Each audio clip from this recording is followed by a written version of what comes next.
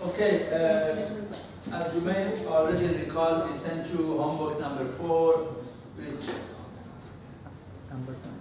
homework number 5 I was told. I misnumbered it sometimes. And except for one group who have to do a specific thing for the on the cloud, the rest of you have the freedom to choose from those other choices.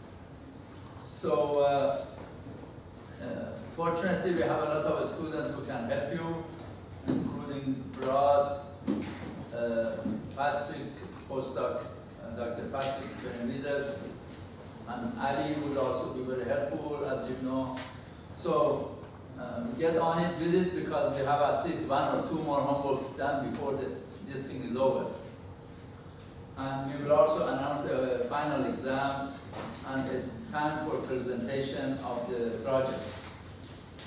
Okay, and now let me go to my station. Today I'm going to redo fundamental issues of Gaussian random variables, then Jacobian matrices, and Jacobian metrics for manipulated robots, which is a discussion which your textbook has not done too much emphasis on it, which is very important, and you will see later. And in addition, I got that part of the lecture later on. I'll show you. It's not on your handout yet. I created it this afternoon, so I'll send it to Brad to put it on the Blackboard and Dropbox. And then we go through Kalman filtering and extended Kalman filtering. Then we go back to chapter 6 and show how those theories are used to find the location of the robot from several different points of view. And homework number 6 will be on localization, which hopefully you will be using extended Kalman filter on the toolbox to estimate the location of the robot. And those of my own students who are doing degree programs, I would love to have them put Kalman filter in real time on their robots, which is another cool thing to do for your research. Okay, we'll see. Yeah. The thing about professor's expectation, the harder the students works, the higher the expectation will go and the persistent it will be. So you do a good job and I won't leave you alone. Okay. Now, in Appendix F, talking about Gaussian random variables, the basic definition is a one-dimensional Gaussian function, G, which is shown here. Mu is the standard deviation, and sigma squared is called, mu is the mean value, rather, and sigma squared is the standard deviation. And on your toolbox, you can start plotting a bunch of, let's say in this case, 2 different Gaussian functions. The first one has a standard deviation of 1. The second one has a standard deviation of 2. One is shown in the solid line and a dotted line in this case. So here you have two Gaussian functions.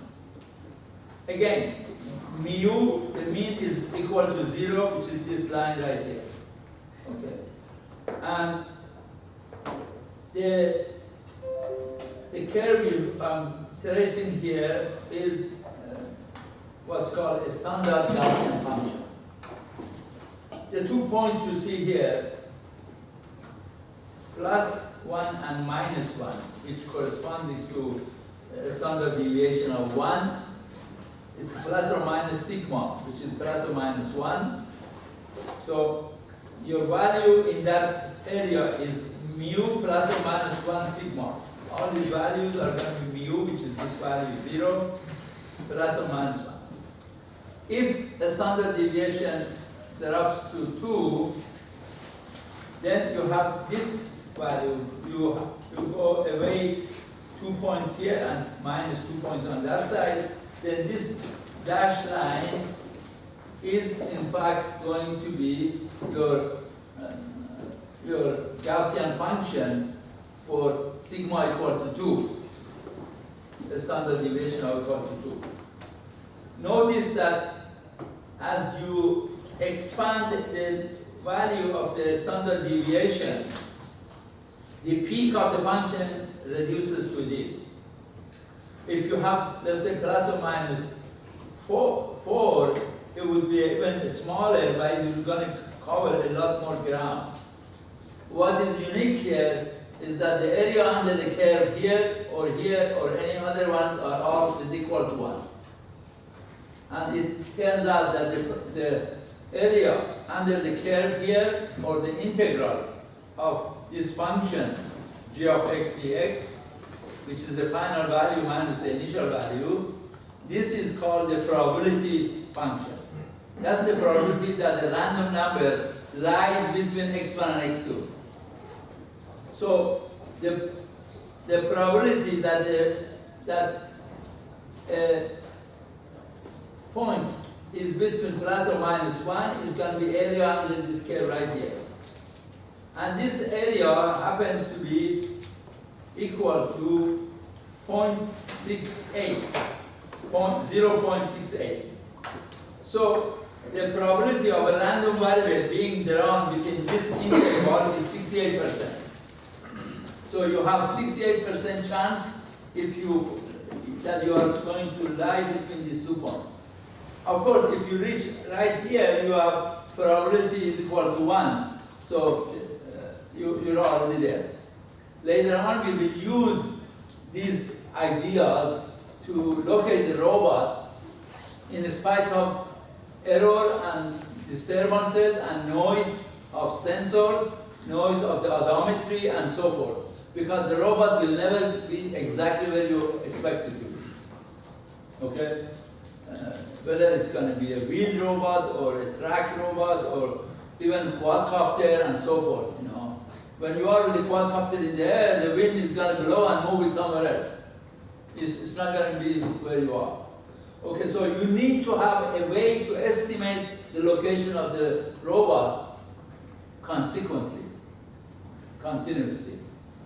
And you'll see later on in chapter 6 that you can run extended Kalman filter 1,000 times for a robot going from point A to point B. And each all the way in your traversing this navigation routine, the probability keeps changing. Okay. So if you look at the n-dimensional Gaussian function, when previously n was equal to 1, now this is actually, you have a more general expression in this equation. You're going to get 1 over square root of determinant of a matrix C, quantity 2 pi to the power of n divided by 2, minus 1/2 of x minus mu transpose C inverse x minus mu. Okay. So, in this case, if n is equal to 1, this equation becomes this one. Right here. Okay. And C matrix is a matrix, we call it covariance matrix. Covariance matrix is a matrix which consists of a bunch of elements in the diagonal element, okay, which are going to be the indication of the variance or inaccuracy of not being where you're supposed to be. So if you only have diagonal value for C matrix, that means every variable is independent of variation of the other. In other words, inaccuracy of X, location of the robot, doesn't affect the Y location of it, or the theta, the orientation angle going forward. But if you have if you have off-diagonal elements, C or J, these are the correlation between Xi and Xj. If the variables are uncorrelated, matrix C will be diagonal, as we said. So the covariance matrix is always symmetric and positive definite. You recall that the metric is symmetric is what is equal to its own transpose. C is equal to C transpose. And it is positive definite when its determinant is always positive. Or its eigenvalues always have positive real part. Okay, these are things you normally learn in linear algebra. So on the toolbox, you can actually do all of these and put a bunch of graphs together like this. You have a two-dimensional Gaussian function with covariance of C is equal to diagonal 1 and 2, 1 and 4 here, 1 square and 2 square. As you can see, the contour lines are constant, probability, density are shown beneath. So if you look at the projection of this three-dimensional cone on the XY plane, you see a sequence of co-centered elliptical contours. So what you will see here, that an ellipse has a representation of an x and y. Okay, so let me see if I can go to the board and put something on the board for you. And let's see if our cameraman recognizes that. So you have here an x and y coordinate, which could be location of the center of gravity of a robot. And if your ellipse looks like this or looks like this,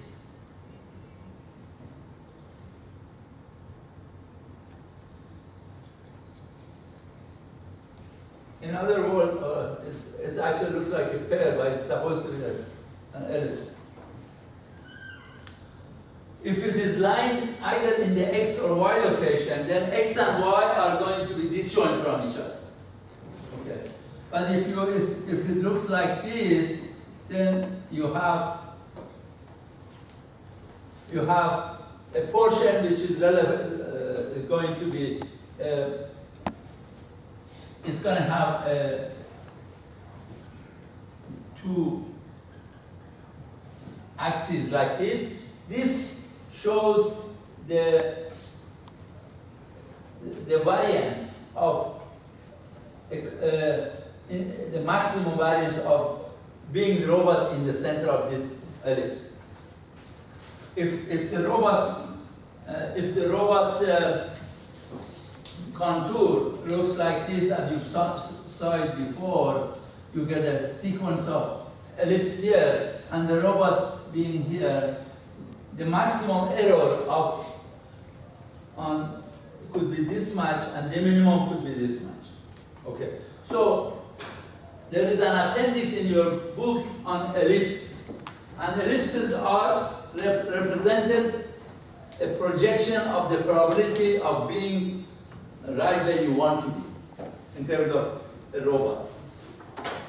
And so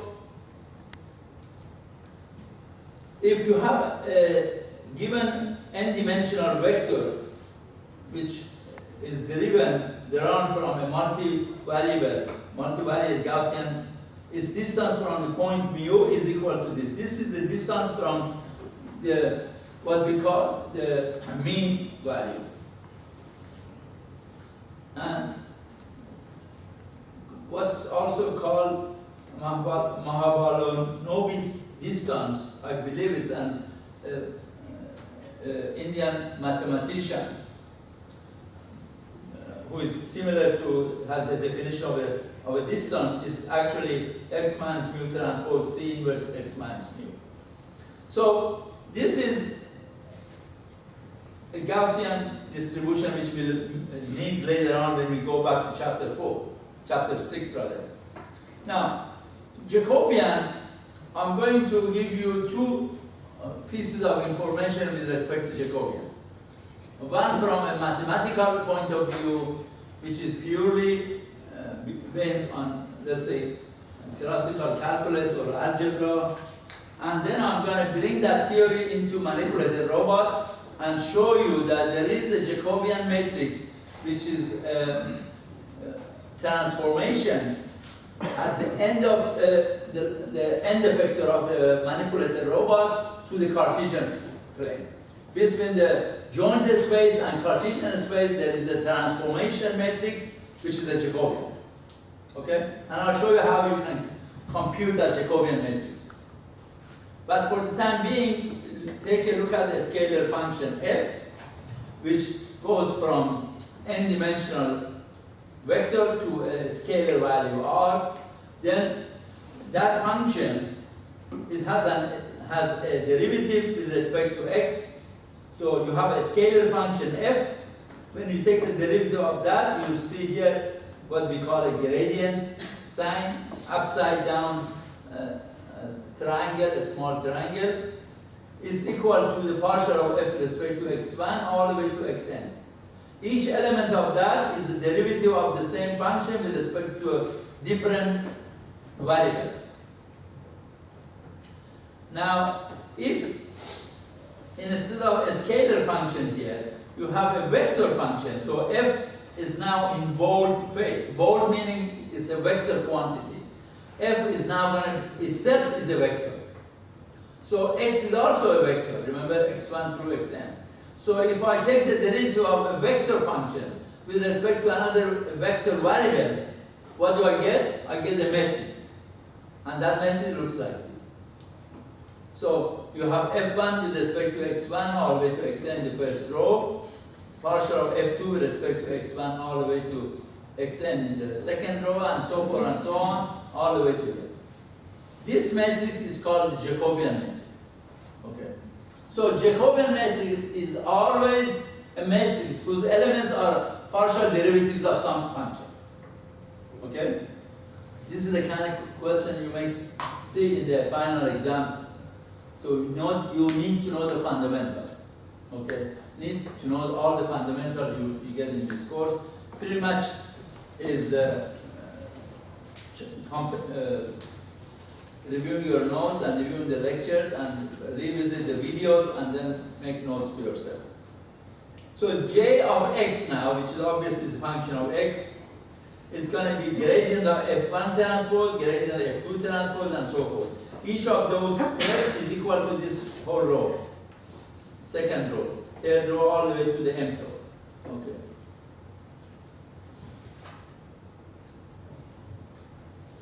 And then you can then go to the toolbox and you can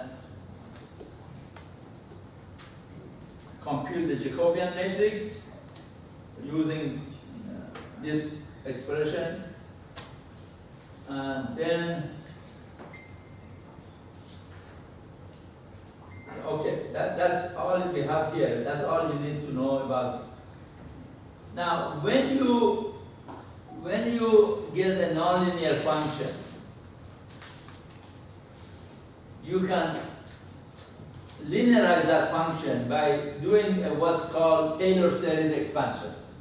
You have f evaluated at the nominal value f of x0 plus partial of f with respect to x, evaluated at x0 times x minus x0, and so forth and so on. So Jacobian matrices are also coefficients of a Taylor series expansion. That's another way of looking at it, okay? So now what I would like to do is to actually show you these 4 pages here. This is something which I'll put on the, with the help of Rod, will put it on access to you tonight. It's a short blog on robotics, kinematics, and dynamics, serial manipulated differential kinematics. So, I'm introducing a concept called twist. What is twist? A minimal way to represent time derivative of a pose is a twist. Remember that in your book, keeps talking about the nonlinear function of the pose of the robot. Okay, we're talking about pose of a manipulator, a mobile robot, which has x, y information and theta location. And what you want to do in the Kalman filtering in localization later on, you want to estimate the new pose of the robot. Okay, x and y and theta, those three variables needs to keep updating it. But on the manipulated robot, when you take the derivative of the pose, it's like this. On manipulated robot, you have something like this, where you have all 6 degrees of freedom. And that location has a transformation matrix from base all the way to the end effector. And a twist consists of 3 by 1 vector omega and nu or v, where omega is the angular velocity of the moving rigid body, in other words, manipulated ring, and nu is the linear velocity of the point on the moving body, rigid body that instantly coincides with the origin of the reference frame. In other words, you have a velocity at the end effector and a velocity on something that you are holding and doing something with it. That is in Cartesian space. Up to here is joint space. Okay.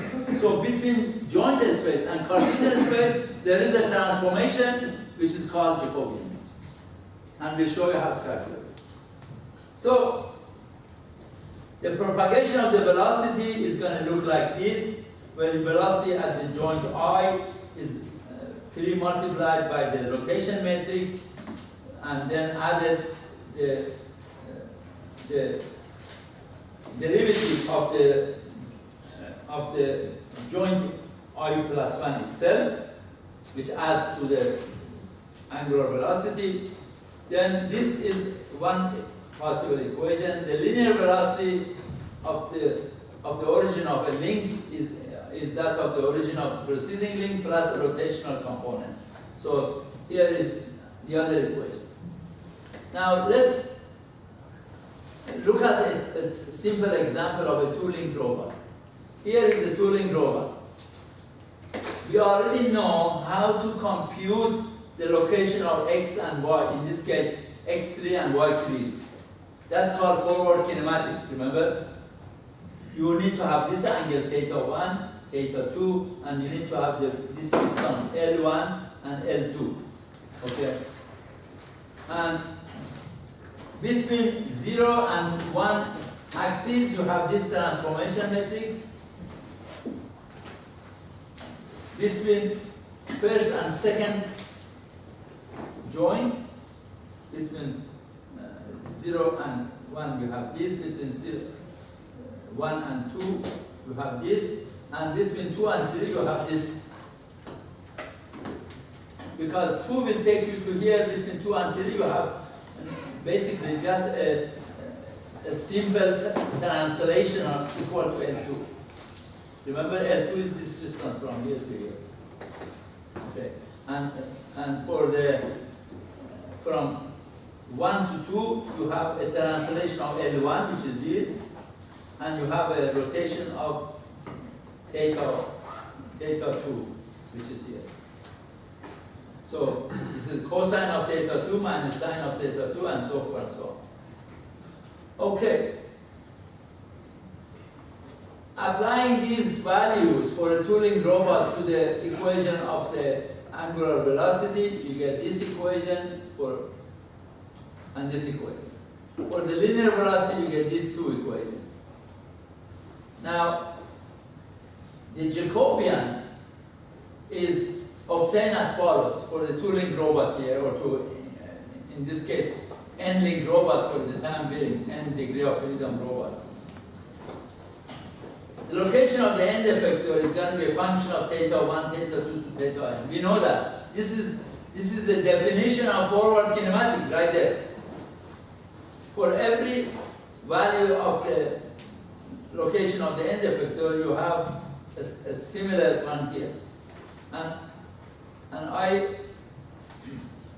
would then take derivative of that, by the way, it looks like there is a mistype right here.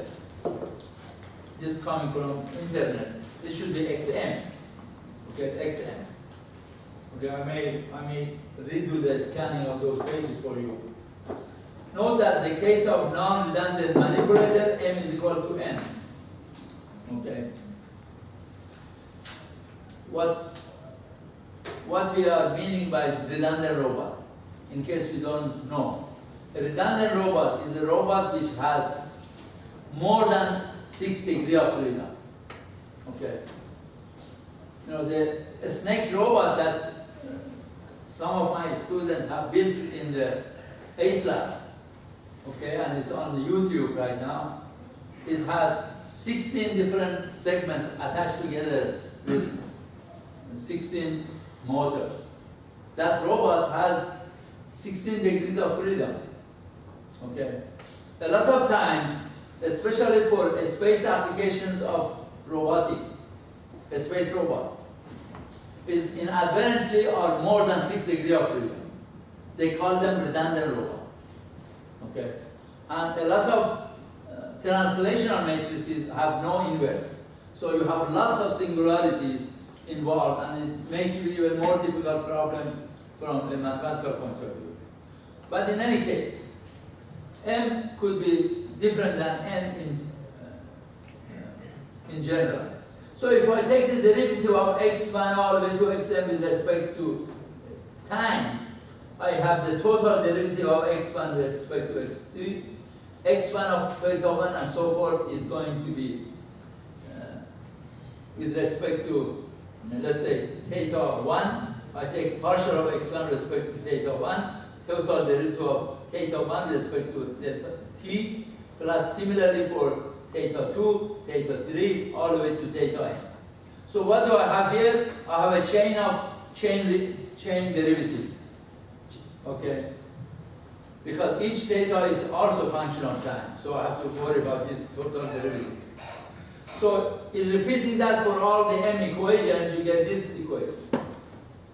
Now I can put it into a vector form, and we call it this whole thing v1 through vm, and this coefficient partial of x1, partial of x2, x1, x2, all the way to xm with theta 1, all the way to theta n. I put them into a two-dimensional matrix, 2 by, in this case, m by n matrix. That is going to be Jacobian matrix of the manipulator. So this m by n matrix you see here is the Jacobian matrix of the manipulator. Okay. So for this two-link robot, if you look at the x and y location of the end effector through the forward kinematics is going to be L1 cosine of theta 1 plus L2 cosine of theta 1 plus theta 2. L1 is y is equal to L sine of theta 1 plus L2 sine of theta 1 plus theta 2. In other words, if I want to know where I am here, I'm using L2 and L1, theta 1, theta 2. Those two equations give me the x and y coordinate of the end of the two-link robot, at the very end of it. So now I have the two equations here. If I take the derivative with respect to x and y with respect to theta time t, I'm going to get this equation. I'm going to get minus L1 times sine of theta 1 times d theta 1 dt. Then here I get minus L2 sine of theta 1 plus theta 2 times dt d theta 1 dt. And then for the second one, I will get here with respect to theta 2, this is 0. With respect to here is minus L2 sine of theta 1 plus theta 2 times d theta 2 dt. So this is the derivative linear velocity in the x direction in the Cartesian space. This is the vertical component of the linear velocity. Okay. And then together, if I collect the terms, put d theta 1 and theta 2 into a vector form, I get basically Jacobian matrix, which is this. So if I give you a Turing robot and ask you to compute the Jacobian matrix, this is your answer. And you need to learn how to do forward kinematics, then take the derivative with respect to time, and collect terms, and you get this. Okay?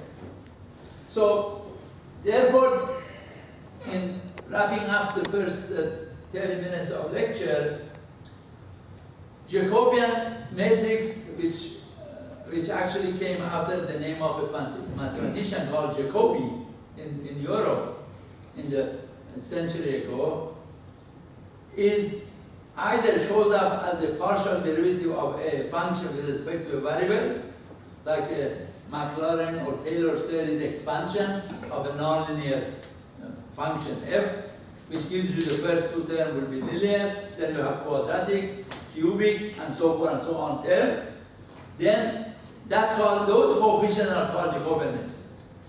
But a specific application of it is in manipulated robots, is the transformation from joint space, which is all your 6 degrees of freedom, and the outside world.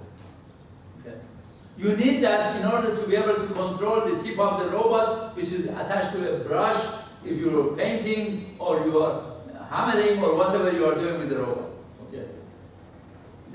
That's one side of it. The other part is that you only do that and you program your manipulator in your manufacturing plant. You don't worry about it. And robot is not going to go anywhere. It's attached to the ground. Okay? So we'll take a 2-minute break.